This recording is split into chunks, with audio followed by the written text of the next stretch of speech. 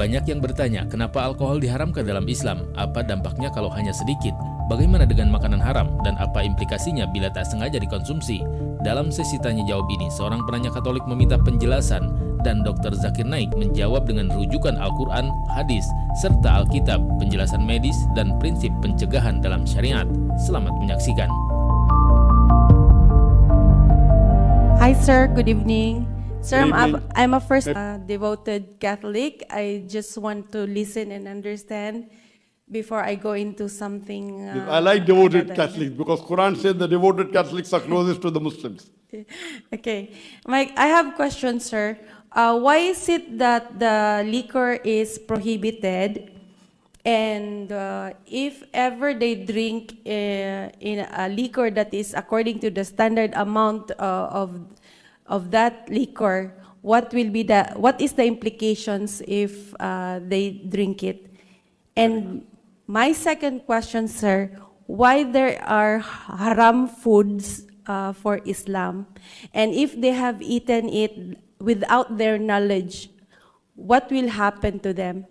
What is also the implications? Sister, that's two questions. Number one, why is alcohol prohibited? Why alcohol is prohibited? It is not And- only alcohol. Yes. And if they drink according to the standard amount of liquor, what will be the implication of being an Islam? What will happen to them? I'll tell you that, sister. As I mentioned in my talk, Quran prohibits drinking alcohol in Surah Maida chapter 5 verse 90. Even the Bible prohibits the drinking of alcohol in the book of Ephesians chapter number 5 verse number 18, where it is mentioned, do not be drunk with wine. It's also prohibited in the book of Proverbs chapter number 20 verse number 1. So Bible prohibits alcohol in two places. You can note down if you want, if you're a devout Christian. If you're a devout Christian, Bible prohibits in two places, book of Ephesians chapter 5 verse number 18 and book of Proverbs chapter number 20 verse number 1. Now coming to your question, why does Islam prohibit alcohol? And if someone has alcohol within the limit, then what is the harm? Basic question. I'm being a medical doctor. I've given a full talk on why is alcohol prohibited. I've given a talk on scientific reasons for the dietary laws in Islam. It will take me as a medical doctor, I can list you hundreds of diseases only from alcohol. Time will not permit me. There are umpteen number of diseases. The main reason is that when you have alcohol, in the human body, there is an inhibitory center. Inhibitory center means, if I want to go to the toilet, my inhibitory center says, don't do it here, go to the restroom. My inhibitory is working. Now, when you have alcohol, the inhibitory center is inhibited. The inhibitory center, then you don't know what you're doing. You start using foul language, you start urinating in your clothes. That is when you get intoxicated. I'm coming to your questions. I'm coming. So, one of the reasons that alcohol is prohibited, because you don't know what you're doing. You may abuse your parents, you may use foul languages, you may do incest. You know, most of the incest are done. Incest means having relationship, mother and son, father and daughter. Most of the incest are in the state of intoxication. And the list is long if you have a full talk. The number of diseases you can have, cancer of esophagus, cancer of the head, and cancer of the liver, the list is very long. Coming to your question. What if I have alcohol in limits? In limits. Our Prophet says in Ibn Majah, Hadith number 3993, 3994, 3992, that if anything intoxicates in large quantity, is prohibited even in small quantity. Anything which intoxicates in large quantity means you have a capacity, okay, fine, normally maybe half peg intoxicates you. So, okay, fine, I can have quarter peg, no problem. But the Prophet said anything which intoxicates in large quantity is even prohibited in small quantity. No excuse for nip or a tot. The reason is, today, because of alcoholism, do you know 2.5 million people die every year because of alcoholism? Because of alcoholism, according to WHO, 2.5 million people die because of alcoholism alone every year. Now coming to your question. When you ask any alcoholic, no alcoholic starts having alcohol to become alcoholic. He is first a social drinker. Social drinker means drinking within limits. You ask all the alcoholic, no alcoholic will say that I started drinking alcohol to become alcoholic. Maybe you'll find 1 in a million, maybe. So all of them start with that peg, half peg or quarter peg. It becomes 1 peg and 2 peg, depending whether it's whiskey or whether it's beer. Beer you can have more, whiskey you can have less. Our beloved Prophet said, no excuse for nip or a tot. If it intoxicates in large quantity, it's even prohibited in small quantity, and that is very logical. If this was the case, sister, if I'd agree with you, you wouldn't have 2.5 million people dying every year. Every year. In the last 10 years, 25 million people died. And if you interview them, they always started with half peg. So I'm asking you, if you're going to jump from a 2-story building or a 3-story building, the chances of dying is 50%. Will you jump? Will you jump? So the question is that if you're intoxicated, fine. There may be possibility that if you have alcohol, social drinker, you may not be as bad as health-wise. But imagine if you get drunk once in your life. I don't know a social drinker who has been drinking for 5 years and has not get intoxicated once in their life. You understand, no? If you get intoxicated once, by mistake you have extra peg, and then you do incest, can you forgive yourself? Sister, can you forgive yourself? Yes or no? Only once. Incest. Yes or no? So that's the reason Islam says it is prohibited for good. And that's the best. There may be, if logically I can agree with you, out of 10,000 people, there may be 3-4 people who will not get intoxicated. 3 or 4 people out of 10,000 people whose health will be very good.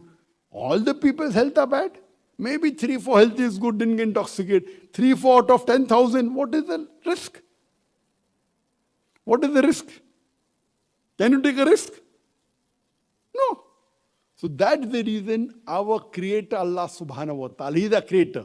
He knows best what is good for us, right or wrong. So He has He has nipped it at the bud. Nipping at the bud means don't let it happen. That is in Islam, it says, I didn't complete my second part, fornication, adultery is common in human value. No problem. Sleeping with someone you have not married is no problem. In Islam, it's a big problem. Islam says in Surah Isra chapter 17 verse number 31, come not close to adultery, it's an evil opening other roads to evil. How does it start? Shaking hands. I'm not saying everyone who shakes hands does adultery, but no adultery starts without shaking hands, right or wrong? Can you mean you can do zina with a girl and a boy without shaking hand? Sister, can you think of it? Can a fornication take place without shaking hands? I'm not saying every girl and boy who shakes hand does fornication. I'm not saying that. But every fornication starts with shaking hand. So what do? You stop, nip it at the bud. In Islam, you cannot shake hands with an opposite sex who's a non-haram. Haram. Why? It's going to spoil the family life. So Islam has the solution to the problems of humanity.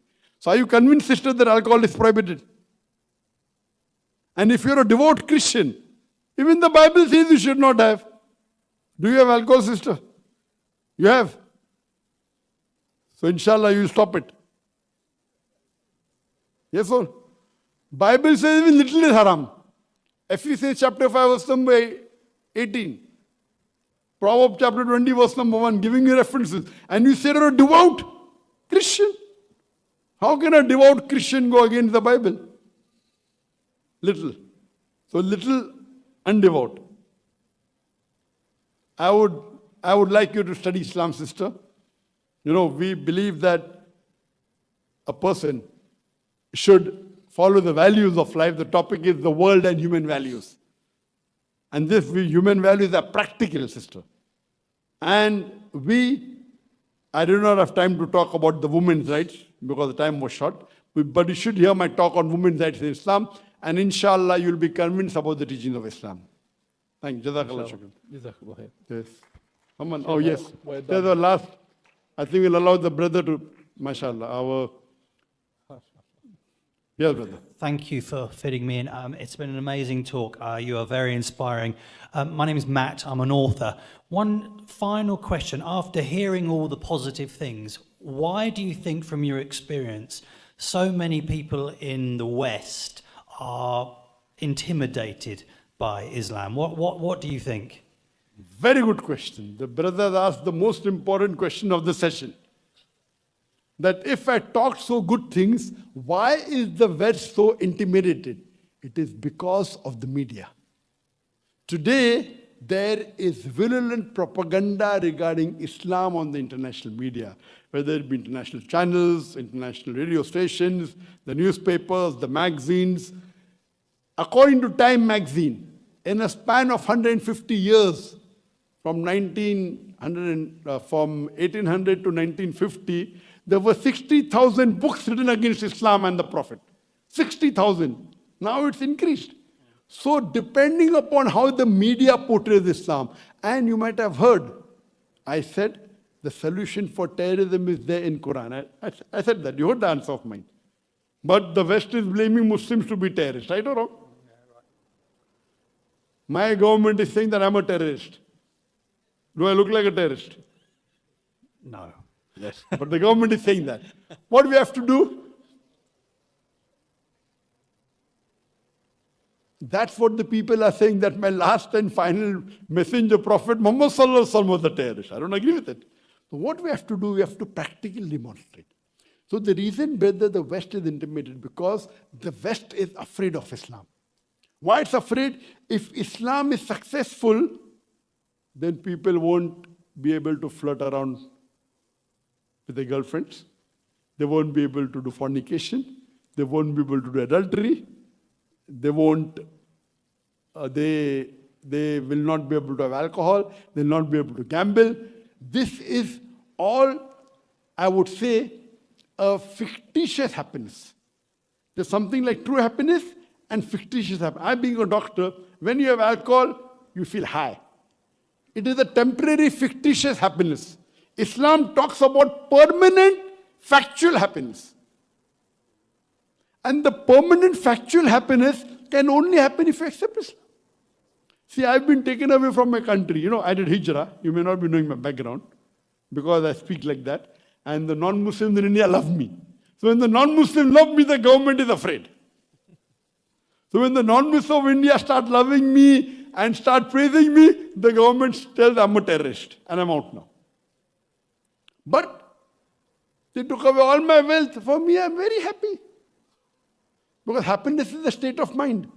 So my job as a Dai, brother, is to remove the misconceptions of Islam. So I've given the talk on, is terrorism Muslim monopoly?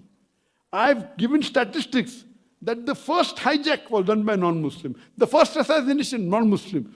You see, except for the last 20, 30 years, you see the history, there are hardly any Muslims involved in terrorist activity. Hardly. And now, there are some Muslims who have been brainwashed by the Westerners. You know, the ISIS, I believe it's a handiwork of the enemies of Islam. It is anti-ISIS, I say. There's no ISIS, Islamic State of Iraq. It is not. It is a handiwork of the enemies of Islam, promoting them to spoil the picture of Islam. How can Islam doesn't believe in killing innocent human being? The person says, I'm a Muslim, La ilaha illallah, Allahu Akbar, and kills a non-Muslim. It is non-Muslims programming them, paying them. You understand? It's all programmed. So, it is the West which is afraid, because if Islam spread, peace will spread. If peace spreads, you know, I said in my talk yesterday that today the whole economy of the world is revolving around riba, interest-based. And you know that the banks are ruled only by a handful of families. You may be aware of that. You know, a handful of the families. They are controlling the economy of the world. And we think Fort Knox, you know, it is owned by the American government. No, it is owned by a few Jew families. You know that. So they're controlling the world. If Islam spread, the control will go away. Well, Islam believes in equality. Islam believes that all human beings are equal just because the rich are not superior. So because of that, you find that there are a lot of movies made against Islam. There's a lot of media. That's the reason we started our own satellite channel by the name of Peace TV. In English, Urdu, Bangla, Chinese. 4 languages. It's on 15 satellites. And we try and remove the misconceptions about Islam. The moment it became popular, I was not allowed to enter UK. Because when I gave talks, there were 25,000 people. Oh, 25,000 people, problem. In New York, we were going to give a talk in the Madison Square Garden. Now I don't have visa. I went to USA many times. But when there were 2,000, 5,000, they had no problem. When it became 25,000, 30,000, they have problem. The larger the audience, they are afraid that people will come to the truth. So what we are doing, we are going by satellite. So Allah has His ways. So the West mainly is afraid of Islam spreading, because if Islam spreads, then all human beings will be equal. There will not be some few who will be superior. In Islam, human beings are equal. Just because the rich are not superior, we can love each other, we can embrace the other person. So Islam, you get the true happiness. So this talk was based on that the Islamic value of true happiness is a person doesn't have to be rich to be happy. And actually, if you analyze, brother, the rich people are happy. The rich people require tablets to sleep. The person who is poor is happy. So the true happiness is you understand the life, understand the human values, so that we follow the commandments of our Creator. Hope that answers the question, brother. Thank you very much. Thank you. You're most welcome. Wa akhiru da'wana alhamdulillahi rabbil alamin.